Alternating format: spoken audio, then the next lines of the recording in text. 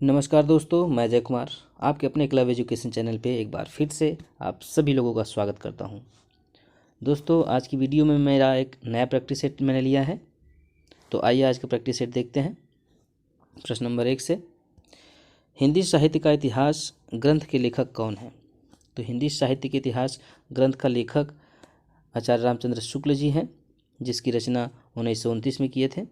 तो option number D सही होगा, आचार्य रामचंद्र शुक्ल।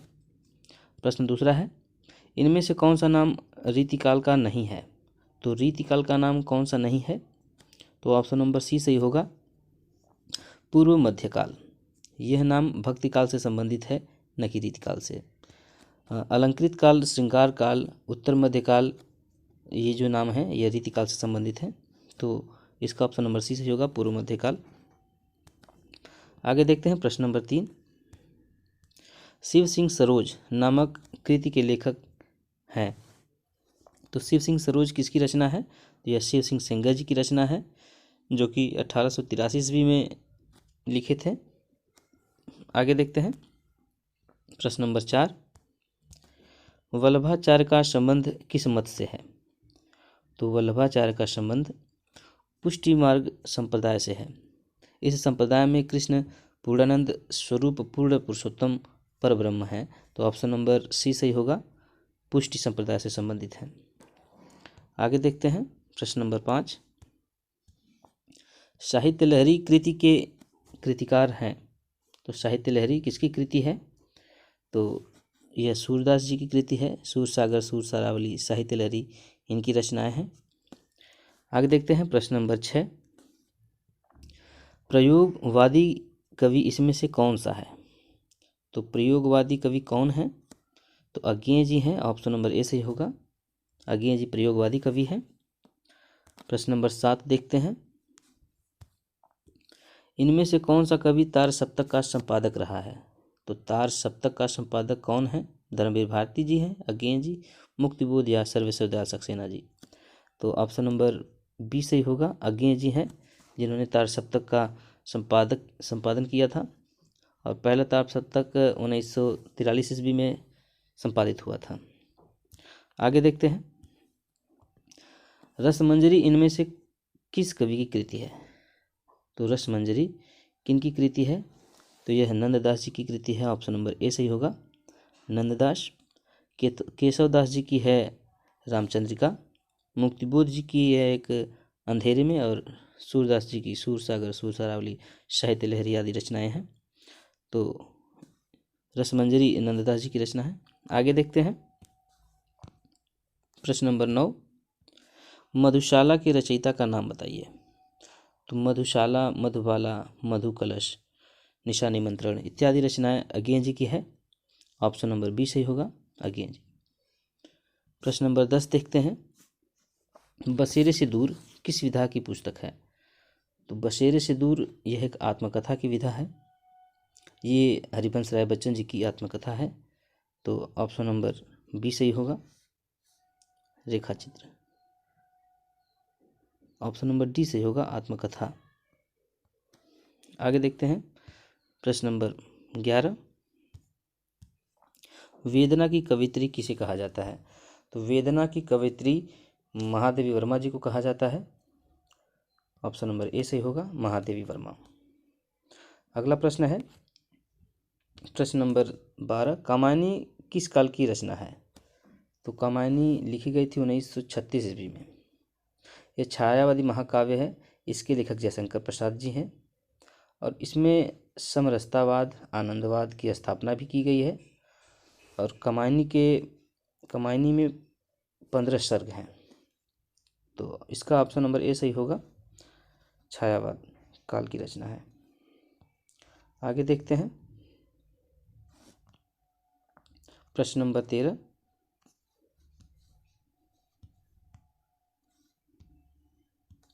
नागार्जुन किस वर्ग के कवि हैं? तो नागार्जुन किस वर्ग के कवि हैं? तो ये प्रगतिवादी कवि हैं। ऑप्शन नंबर बी सही होगा, प्रगतिवाद के प्रमुख कवि हैं। इनका वास्तविक नाम वैद्यनाथ मिश्र है। प्रश्न नंबर 14 है, पल्लव के रचयिता कवि का नाम बताइए। तो पल्लव किसकी रचना है? तो पल्लव पंत जी की रचना है, जो 1928 ईस्वी में लिखी गई थी। और सुमित्रानंदन पंत कृत पल्लव की भूमिका को छायावाद का घोषणा पत्र या मैनिफेस्टो कहा जाता है। आगे देखते हैं प्रश्न नंबर 15। मुझे तोड़ लेना वनमाली, उस पथ पर तुम देना फेंक, मातृभूमि पर शीश चढ़ाने जिस पर जाते वीर अनेक। यह पंक्तियाँ काफ़ी महत्वपूर्ण हैं। तो यह किसकी पंक्तियाँ हैं? तो माखनलाल चतुर्वेदी जी की पंक्तियाँ हैं। पुष्प की अभिलाषा नामक कविता से लिया गया है। और माखनलाल चतुर्वेदी जी को एक भारतीय आत्मा के नाम से भी जाना जाता है। आइए देखते हैं अगला प्रश्न, प्रश्न नंबर 16। निराला की साहित्य साधना की रचयिता कौन है? ये जो रचना है निराला की साहित्य साधना, इसके रचयिता कौन है? तो प्रश्न नंबर 16 का ऑप्शन नंबर सी सही होगा, रामविलास शर्मा। रामविलास शर्मा लिखित ये निराला की जीवनी है। आगे देखते हैं प्रश्न नंबर 17। अस्था धातु का लट लकार में प्रथम पुरुष एक वचन का रूप क्या होगा? तो पूछा है लट लकार में प्रथम पुरुष एक वचन, तो तिष्ठतु, तिष्ठताम, तिष्ठन्तु ऐसे चलता है। तो 17 का ऑप्शन नंबर बी सही होगा, एक वचन प्रथम पुरुष एक वचन का रूप, तिष्ठति, तिष्ठता, तिष्ठन्ति। तो ऑप्शन नंबर बी सही होगा, तिष्ठति। आगे देखते हैं 18 नंबर। भू धातु का लंग लकार में उत्तम पुरुष एक वचन का रूप बताइए। तो भू धातु का होता है उत्तम पुरुष का अभवम, अभवताम, अभवन। तो इसका ऑप्शन नंबर सी सही होगा, अभवम। आगे देखते हैं प्रश्न नंबर 19। गम धातु विधिलिंग लकार मध्यम पुरुष द्विवचन का रूप होगा। तो विधिलिंग लकार में बताना है मध्यम पुरुष द्विवचन का रूप। तो इसका ऑप्शन नंबर बी सही होगा, गच्छेतम। गच्छेत, गच्छेताम, गच्छेयु, गच्छे, गच्छेतम, गच्छेत, गच्छेव, गच्छेम, गच्छेम ऐसे चलता है। तो गच्छेतम आएगा मध्यम पुरुष द्विवचन में। अगला प्रश्न है प्रश्न नंबर 20। पिब धातु का लोट लकार में प्रथम पुरुष एक वचन रूप बताइए। तो लोट लकार में बताना है पिबतु, पिबताम, पिबंतु, पिब, पिबतम, पिबत, पिबानी, पिबाव, पिबाम। तो लोट लकार प्रथम पुरुष में बताना है, तो पिबतु, पिबताम, पिबंतु बहुवचन पिबंतु होगा, ऑप्शन नंबर बी सही होगा, पिबंतु। आगे देखते हैं मुहावरा दिया है प्रश्न नंबर 21। कलेजे पर पत्थर रखना, कलेजे पर पत्थर रखना इसका अर्थ क्या होगा? तो विपत्ति में धैर्य धारण करना, ऑप्शन नंबर ए सही होगा, कलेजे पर पत्थर रखना यानी विपत्ति में धैर्य धारण करना। अगला प्रश्न है 22 नंबर। डंके की चोट कहना, मतलब डंके की चोट से कहने का मतलब होता है कि अस्पष्टता से कहना, ऑप्शन नंबर बी सही होगा, अस्पष्टता से कहना। आगे देखते हैं प्रश्न नंबर 23। औंधी खोपड़ी होना, औंधी खोपड़ी का होना का अर्थ क्या होगा? मूर्ख होना, ऑप्शन नंबर सी, मूर्ख होना। आगे देखते हैं प्रश्न नंबर 24। कूपमंडूक होना, कूपमंडूक होना का अर्थ होता है सीमित ज्ञान का होना, ऑप्शन नंबर ए सही है, सीमित ज्ञान का होना। आगे देखते हैं प्रश्न नंबर 25। काला अक्षर भैंस बराबर होना, तो काला अक्षर भैंस बराबर होने का अर्थ क्या होगा? निरक्षर होना। अगला प्रश्न है 26 नंबर। किस काव्यधारा को मार्क्सवाद का साहित्यिक संस्करण कहा गया? तो प्रगतिवाद काव्यधारा को मार्क्सवाद का साहित्यिक संस्करण कहा गया, ऑप्शन नंबर बी सही होगा, प्रयोगवाद को, प्रगतिवाद को। ऑप्शन नंबर सी सही होगा, प्रगतिवाद को कहा गया। आगे देखते हैं प्रश्न नंबर 27। सर्वेश्वर दयाल सक्सेना किस सप्तक के कवि हैं? तो सर्वेश्वर दयाल सक्सेना तीसरे सप्तक के कवि हैं। ऑप्शन नंबर सी सही होगा, ऑप्शन नंबर ए सही होगा, तीसरे सप्तक के कवि हैं। अगला प्रश्न है 28 नंबर, इनमें से कौन दूसरा सप्तक का कवि है? तो इनमें से कौन दूसरे सप्तक के कवि हैं? तो ऑप्शन नंबर बी सही होगा, शमशेर बहादुर सिंह दूसरे सप्तक के कवि हैं। आगे देखते हैं प्रश्न नंबर 29, कनुप्रिया किस विधा की रचना है? तो कनुप्रिया काव्य विधा की रचना है, जिसके रचयिता धर्मवीर भारती जी हैं। तो इसका ऑप्शन नंबर डी सही होगा, काव्य विधा की रचना। अगला प्रश्न है प्रश्न नंबर 30, आत्मजयी नामक कृति के रचनाकार हैं। तो आत्मजयी नामक कृति के रचनाकार कौन है? तो कुंवर नारायण जी हैं। ऑप्शन नंबर ए सही होगा, कुंवर नारायण। आगे देखते हैं प्रश्न नंबर 31,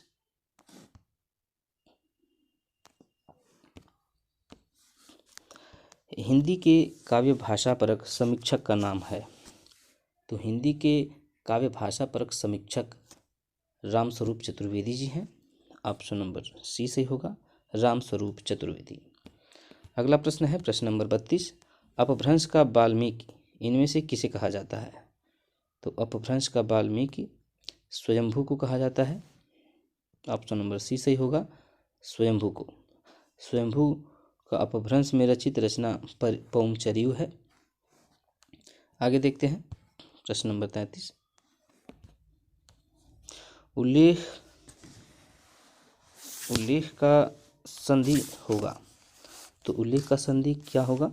संधि विच्छेद उत्धन लेख होगा। तो में अगर यहाँ हलंत होता तो ऑप्शन नंबर बी सही होता, लेकिन यहाँ हलंत नहीं दिया है, तो इसलिए ऑप्शन नंबर डी सही होगा, कोई नहीं। प्रश्न नंबर 34 है, न्यून का संधि विच्छेद क्या है? न्यून निधन उन। तो इसका ऑप्शन नंबर ए सही होगा, निधन उन। आगे देखते हैं प्रश्न नंबर 35, व्याप्त में कौन सी संधि है? व्याप्त में कौन सी संधि है? तो विधन आप्त, ई का यह हो जाता है, उ का वह हो जाता है, तो ई को यणची यण संधि। व्याप्त में यण संधि है। ऑप्शन नंबर डी सही होगा।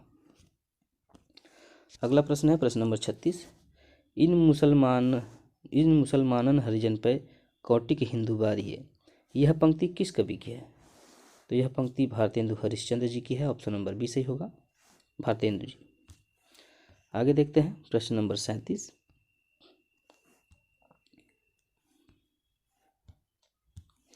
अवधि में रचित महाकाव्य कौन सा है?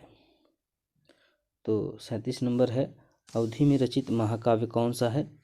तो अवधि में रचित महाकाव्य कृष्णायन है, जिसके रचयिता माखनलाल चतुर्वेदी जी हैं। तो ऑप्शन नंबर बी सही होगा, कृष्णायन। अगला प्रश्न है प्रश्न नंबर 38 नंबर, रामचरितमानस की रचना प्रारंभ हुई थी। तो रामचरितमानस की रचना कब प्रारंभ हुई थी? तो 1631 विक्रमी संवत में। ऑप्शन नंबर डी सही होगा, 1631 विक्रमी संवत। आगे देखते हैं प्रश्न नंबर 39, टूटना कहानी के लेखक हैं। टूटना कहानी के लेखक कौन हैं? तो राजेंद्र यादव जी हैं टूटना कहानी के लेखक। ऑप्शन नंबर ए सही होगा, राजेंद्र यादव। अगला प्रश्न है 40 नंबर, पश्चिमी हिंदी का विकास हुआ है। तो पश्चिमी हिंदी का विकास सौरसेनी अपभ्रंश से हुआ है। ऑप्शन नंबर बी सही होगा, सौरसेनी अपभ्रंश। आगे देखते हैं प्रश्न नंबर 41, हिंदी वर्णमाला में कुल कितने वर्ण हैं? तो हिंदी वर्णमाला में आप लोग जानते हैं 52 वर्ण हैं। ऑप्शन नंबर सी सही होगा। अगला प्रश्न है, प्रेमाख्यानक कवियों की किस नाम से पुकारा जाता है? प्रेमाख्यानक कवियों को किस नाम से पुकारा जाता है? तो प्रेमाख्यानक कवियों को सूफी से अभिहित किया जाता है। सूफी कवि मलिक मोहम्मद जासी प्रेमाख्यानक कवियों में श्रेष्ठ हैं, जिनकी रचना पद्मावत 1540 ईस्वी में इनका प्रसिद्ध ग्रंथ है। तो ऑप्शन नंबर बी सही होगा। सूफी कवि के नाम से प्रेमाख्यान कवियों को जाना जाता है। आगे देखते हैं प्रश्न नंबर 43। संदेश रासक के रचयिता का नाम है। तो संदेश रासक के रचयिता कौन है? तो अब्दुल रहमान है। ऑप्शन नंबर ए सही होगा। पुष्पदंत की रचना है जसहर चरियु। देवसेन जी की रचना है श्रावकाचार्य तथा हेमचंद्र जी की रचना है काव्यानुशासन। आगे देखते हैं प्रश्न नंबर 44। अनुभाव कितने प्रकार के होते हैं? तो अनुभाव 4 प्रकार के होते हैं। ऑप्शन नंबर बी सही होगा। 4 प्रकार के। पहला कायिक होता है, दूसरा सात्विक, तीसरा वाचिक और चौथा आहार्य। आगे देखते हैं प्रश्न नंबर 45। रस सूत्र किस आचार्य की देन है? तो रस सूत्र आचार्य भरत मुनि की देन है, जिन्होंने लिखा है विभावानुभाव व्यभिचारी संयोगादृश निष्पत्ति। तो ऑप्शन नंबर सी सही होगा। आगे देखते हैं प्रश्न नंबर 46। आमरण। आमरण में समास है, समास बताना है। तो इसका पहला जो है अव्यय जुड़ा हुआ है, तो इसमें अव्ययी भाव समास होगा। आगे देखते हैं 47 नंबर प्रश्न। कोशकार में कौन सा समास है? कोशकार में कौन सा समास है? तो कोश के लिए जो जिसकी व्यवस्था की जाती है कोशकार की, इसमें तत्पुरुष समास होगा। ऑप्शन नंबर सी सही होगा। अगला प्रश्न है देवासुर। देवासुर में कौन सा समास है? तो देव और असुर द्वंद्व समास है। ऑप्शन नंबर डी सही होगा। आगे देखते हैं प्रश्न नंबर 49। पंचामृत में कौन सा समास है? तो पंचामृत में कौन सा समास है? तो द्विगु समास है। पंचामृत में द्विगु समास है। ऑप्शन नंबर बी सही होगा। अगला प्रश्न है देहलता। देहलता में कौन सा समास है? तो इसमें विशेषण है, विशेषण विशेष्य। तो पहला पद विशेषण है इसका, लता के समान देह, तो कर्मधारय समास है। ऑप्शन नंबर डी सही होगा। आगे देखते हैं प्रश्न नंबर 51। त्रिनेत्र में समास है, तो त्रिनेत्र में आप जैसा कि जानते हैं बहुव्रीहि समास है। प्रश्न नंबर 52 है मृक्ष कटिकम के रचयिता हैं। तो मृक्ष कटिकम के रचयिता शूद्रक हैं। ऑप्शन नंबर बी सही होगा। भास जी की रचना है स्वप्नवासव दत्ता। कालिदास जी की रचना है मेघदूतम। श्रीहर्ष जी की रचना नैषधीय चरितम। एक एक रचना है। आगे देखते हैं निम्न सूचियों को सुमेलित कर सही कोड का चयन कीजिए। तो मिलान करना है यहाँ पे। तो काव्य प्रकाश मम्मट जी की रचना है। साहित्य दर्पण आचार्य विश्वनाथ जी की रचना है। औचित्य विचार चर्चा यह क्षेमेंद्र जी की है। रस गंगाधर पंडित राज जगन्नाथ जी की रचना है। तो पहले का दूसरा, दूसरे का तीसरा, आइए मिला लेते हैं। तो पहले का दूसरा इसमें है। ऑप्शन नंबर सी सही होगा। पहले का दूसरा एक ही ऑप्शन में है, दूसरे का तीसरा है और तीसरे का चौथे में है और चौथे का पहले में है। तो ऑप्शन नंबर सी सही होगा। आगे देखते हैं प्रश्न नंबर 54। ग, इसका उच्चारण स्थान बताना है। तो अकुह विसर्जनीय नाम कंठ है। क ख ग घ आता है कंठ के, तो इसका ऑप्शन नंबर सी सही होगा कंठ। फ है, तो फ का उच्चारण स्थान क्या है? तो ये बताना है उपपदमानीय नाम ओष्ठव। प और फ ओष्ठ में आते हैं, तो ऑप्शन नंबर ए सही होगा। आगे देखते हैं प्रश्न नंबर 56। इनमें से कौन सा वर्ण उष्म नहीं है? श, श, स, ह ये उष्म वर्ण आते हैं, लेकिन ल नहीं है, यह एक पार्श्विक व्यंजन है। तो ऑप्शन नंबर बी सही होगा ल। प्रश्न नंबर 57 है ज किस ज का उच्चारण स्थान बताना है। तो कंठ तालु, कंठ में आता है कु विसर्जनीय नाम कंठ, क ख ग घ ङ। तो ये कंठ तालु में आएगा च छ ज झ य। तो ऑप्शन नंबर ए सही होगा। आगे देखते हैं ध, 58 नंबर। ध का उच्चारण स्थान बताना है। तो कंठ तालु मूर्धा दंत्य, दंत में द थ द ध आते हैं, तो ऑप्शन नंबर ए सही होगा, दंत्य में। प्रश्न नंबर 59 है, युगे युगे क्रांति के रचयिता हैं। तो युगे युगे क्रांति के रचयिता कौन है?